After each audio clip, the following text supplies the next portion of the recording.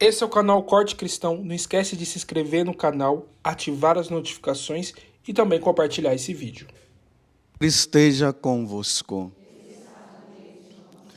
Proclamação do Evangelho de Jesus Cristo, segundo Marcos.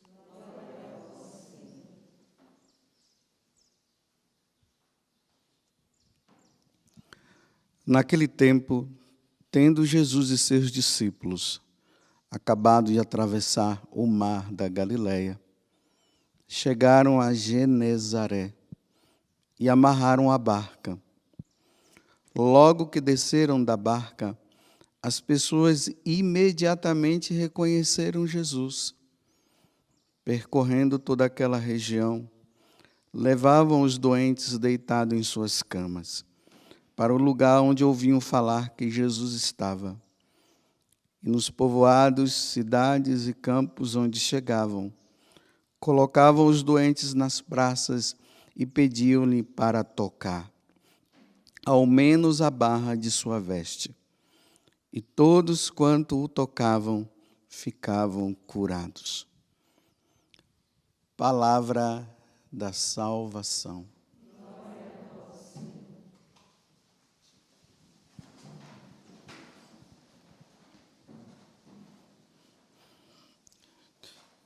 Meus irmãos e minhas irmãs, mais uma vez estamos aqui nesta celebração da Eucaristia para celebrarmos a nossa salvação que vem por meio de nosso Senhor Jesus Cristo e nos alimentarmos com o seu corpo e com o seu sangue. E a igreja ela tem nos apresentado esses dias o Evangelho de São Marcos e hoje, de uma maneira especial, se abre com o livro do Gênesis, o primeiro capítulo do livro do Gênesis, que é tão necessário também para a nossa meditação e a nossa contemplação de Deus. Então, aqui nós vemos no Evangelho, mais uma vez, Jesus ali com os discípulos. Ele está ali no mar da Galileia, chamado também de Genezaré, ou o lago de Tiberíades, todos esses nomes, para dizer que aquele lago é também chamado o lago de Jesus, porque Jesus sempre esteve ali com os apóstolos. E as pessoas estavam todas vindo de todas as regiões, porque a fama de Jesus estava crescendo através das curas, dos milagres que ele fazia, dos demônios que eram expulsos. E as pessoas todas queriam vê-lo, queriam ir ao encontro dele. Mas para nós, diante de tudo isso, quando nós olhamos para Jesus, o que é que nós devemos dizer? Não é simplesmente um curador ou um homem que expulsa demônios. Quando nós olhamos para Jesus, nós temos que ver nele Deus. Ele é o nosso Deus. Como ali no primeiro capítulo do Evangelho de São João, que é chamado o prólogo, ali vai dizer assim no versículo 3, tudo foi criado por ele, e por ele nada foi feito. Aqui é uma revelação maravilhosa. Nós olhamos para Jesus e devemos cada vez mais entender que aquela pessoa, aquele Deus que se fez homem, ele não é simplesmente um homem, ele é Deus. E ele é o homem perfeito, ele é o Criador de todas as coisas, como nós estamos vendo no livro do Gênesis.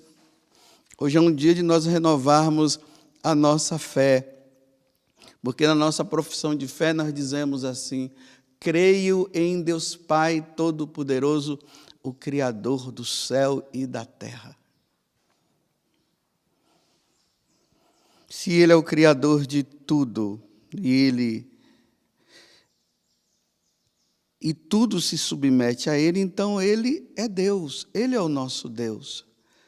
Por que eu estou falando isso? Porque nós precisamos tomar cuidado de nós não entrarmos nas confusões que o mundo vem nos oferecendo por aí.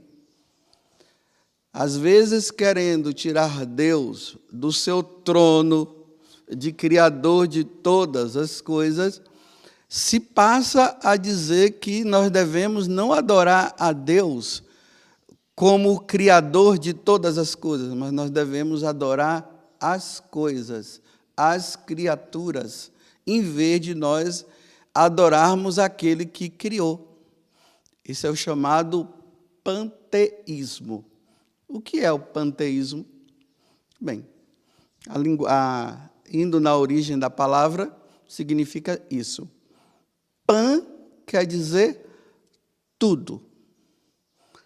Theos quer dizer Deus. Deus é tudo. Deus é tudo. As religiões antigas, antes de ter recebido a revelação de Deus, e essa revelação se dá aqui, como nós estamos vendo no livro do Gênesis hoje, que Deus é o Criador de todas as coisas, eles baseavam a sua religião no seu Deus a partir dos 4 elementos da natureza. Por exemplo, a terra, a água, o fogo e o ar.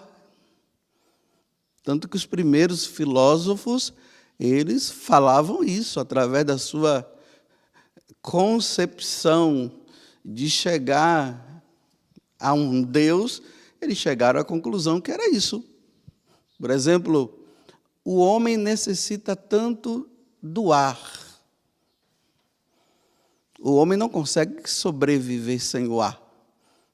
Então, se o ar faz com que o homem viva, então, quem é o Criador? A quem se deve adorar? O ar. Outros já acreditavam no seguinte: o homem depende do fogo para todas as coisas. Então, lógico que quem é o Criador? O fogo. Se o homem precisa também da água, alguém consegue sobreviver sem água? Não, não consegue, então a água é Deus. E a terra? O homem não precisa da terra? Da terra se planta, se tira tudo da terra, né? Então, quem é o Deus? A terra. Então o homem se dobra diante da água, se dobra diante do ar, se dobra diante do fogo, se dobra diante da terra. Isso é um panteísmo. Deus está em tudo. E se chega ao ponto de não somente esses 4 elementos da natureza, mas você pode ser Deus também. Qualquer coisa pode ser Deus. E nós precisamos tomar muito cuidado, porque essas ideias, elas vêm se infiltrando de forma bem sutil.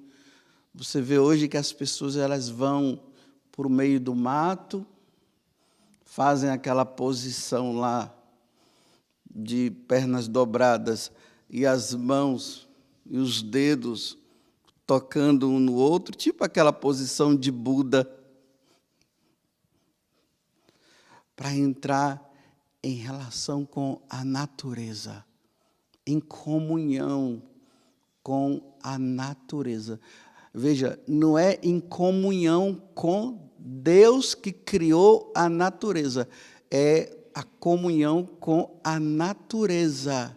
E aí o homem vai se encontrar consigo mesmo e vai entrar num estado de paz interior muito grande.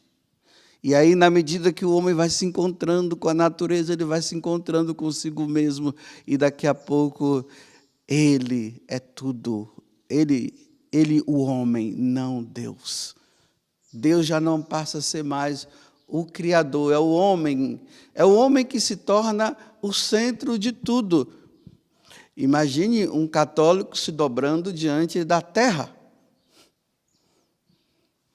E dizendo que a terra é tudo, que nós não podemos, nós precisamos cuidar bem da terra, porque cuidar dessa terra é como se a terra fosse Deus. Não, a terra é criatura de Deus. Foi Deus quem criou a terra. Por exemplo, hoje nós estamos celebrando, né, a memória de Santa Baquita, essa santa que veio do Sudão, na África. É interessante que no filme dela tem uma parte que ela está com o pai dela. Ela vai andando com o pai dela, aí tem uma árvore assim bem grande, aí o pai vai catequizando ela, né? Mostrando que a árvore é Deus, é a deusa. E aí tem um momento que ela, junto com o pai, ela se dobra diante da árvore. Porque já que a árvore dá o fruto, dá o alimento, a árvore é Deus. Então, eles dois se dobram diante da árvore. Só que depois, né, aqueles homens que escravizavam e levavam, entravam lá nas tribos, pegavam as pessoas e levavam, né, para que elas fossem escravas.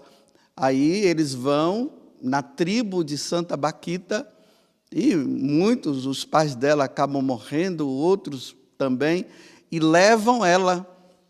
Tanto que a situação do momento dela foi de tanta dor e de tanto sofrimento que ela esqueceu até o nome dela.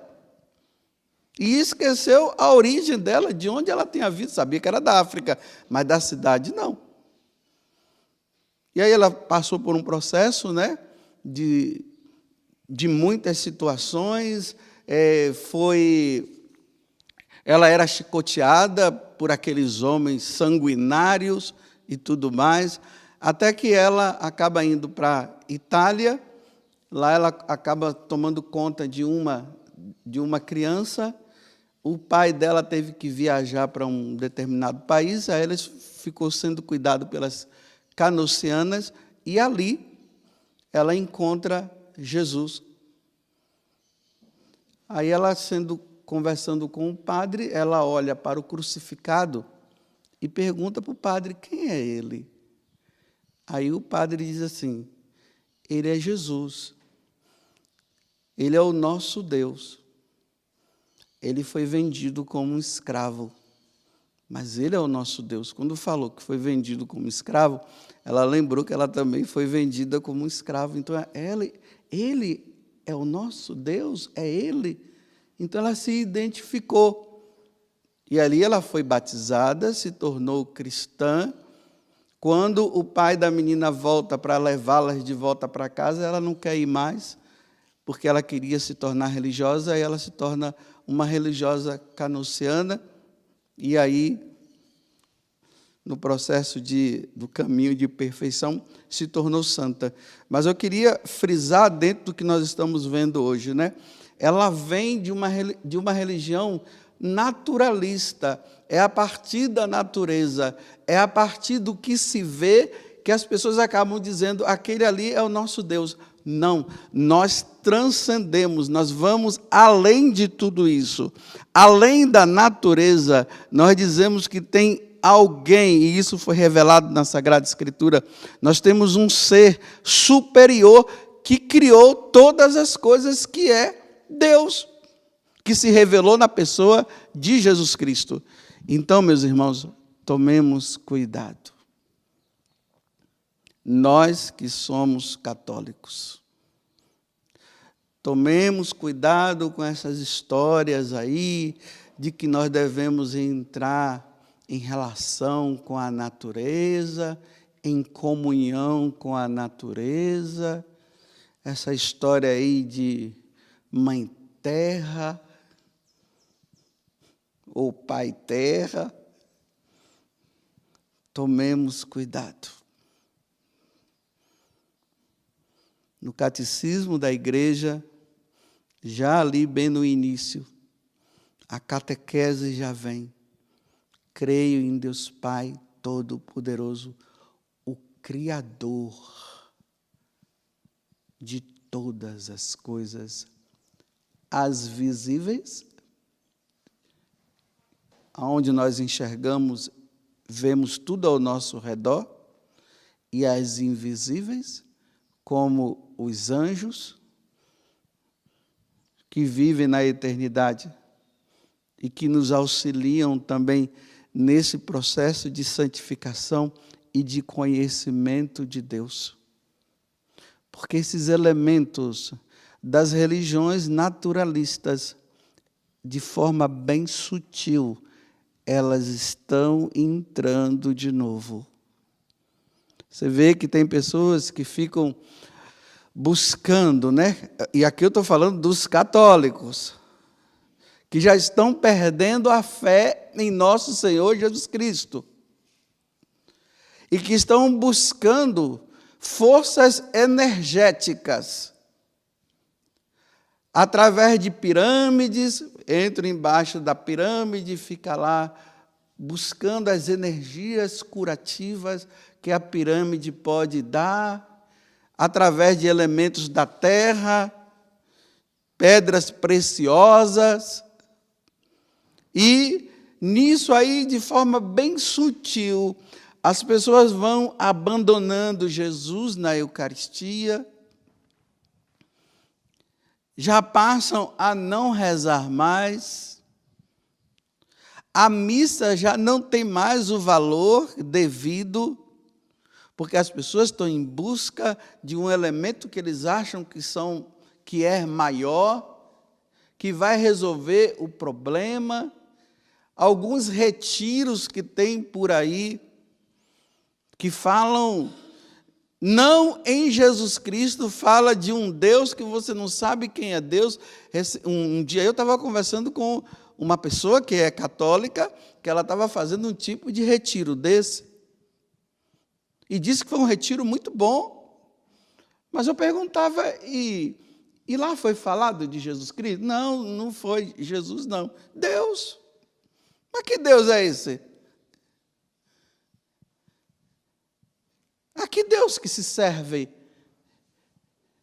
Que Deus é esse que está sendo levado para a pessoa? Aquele Deus da meditação, que vai levando a uma interioridade da pessoa, que não se encontra com o Deus verdadeiro, o Deus de Abraão, o Deus de Jacó, que não é a Santíssima Trindade, não é o Pai, não é o Filho, não é o Espírito Santo, é um tal Deus que ninguém sabe que Deus é esse. Imagina, né? Quantos elementos que têm entrado até mesmo na renovação carismática. Porque as pessoas ficam sempre procurando uma novidade. A novidade é Jesus Cristo. Ele ontem, hoje e sempre será sempre Ele. Não tem novidade. Aí vão trazendo elementos, coisas meio estranhas, que quando se percebe, quando as pessoas percebem, elas não estão mais buscando a Eucaristia, não. Já não estão mais buscando a Sagrada Escritura para se ler, já não estão mais buscando a vida dos santos, não se busca mais a questão do magistério da igreja, o que foi ensinado, vão atrás de determinadas pessoas que estão falando isso, que estão falando aquilo. Cuidado com essas questões de pensamento positivo. Isso não vem de Deus, não, viu?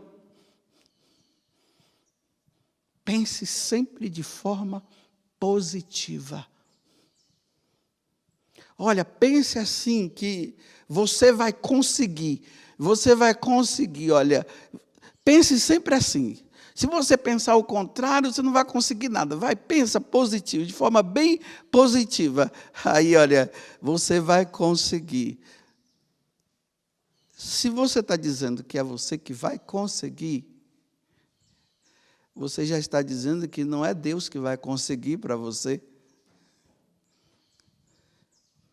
Porque quem consegue as coisas para nós é Deus, não sou eu. Aí começa a dar determinados tipos de exemplos Ah, porque aquela pessoa, ela disse que ela ia conseguir isso, que ela ia conseguir, e ela conseguiu. Mas ela conseguiu a partir de quem? De Deus ou dela? Porque nós devemos sempre dizer assim, olha, eu consegui isso por graça de Deus, porque foi Deus que me deu. Eu não consegui porque foi Deus que não quis. Porque há uma dependência nossa de Deus. Não somos nós que conseguimos as coisas. E aí, né, de forma bem sutil. Se eu consigo as coisas, para que eu vou rezar? Se tudo depende de mim, para que eu vou buscar nas Sagradas Escrituras? Se é eu que consigo todas as coisas, para que eu vou buscar o Deus? Eu sou Deus. Eu sou Deus. E aí Deus vai sendo eliminado. Deus vai sendo colocado de lado. E quando Deus é colocado de lado, alguém tem que ficar no centro. E quem é que vai ficar no centro? Eu. Eu. Não Deus. Cuidado. Cuidado com os livros que vocês andam lendo. Principalmente esses livros de autoajuda. Muito cuidado.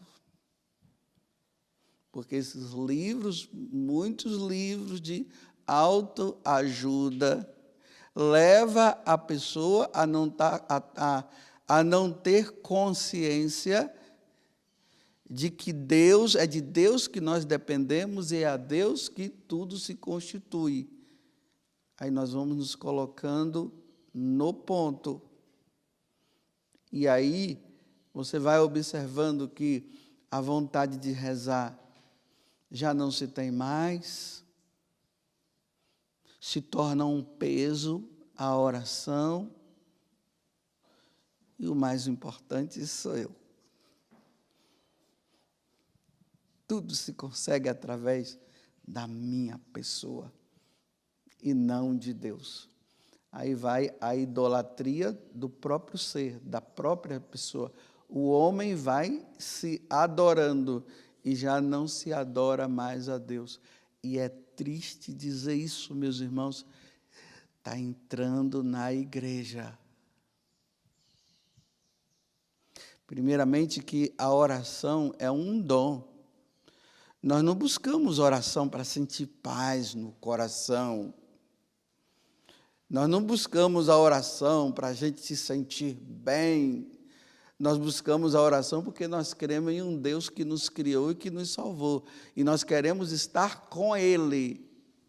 Nós precisamos dEle, estar com Ele.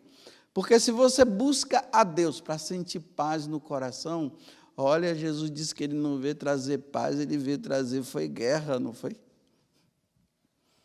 Ele veio trazer a espada. As pessoas pensam que elas vêm para a missa para entrar num estado de zen, de estado assim, de superioridade, de transcendência, não sei. Não. Nós vamos à missa para participar do sacrifício de nosso Senhor Jesus Cristo e muitas vezes a gente sai da missa sem paz. Sabe por quê?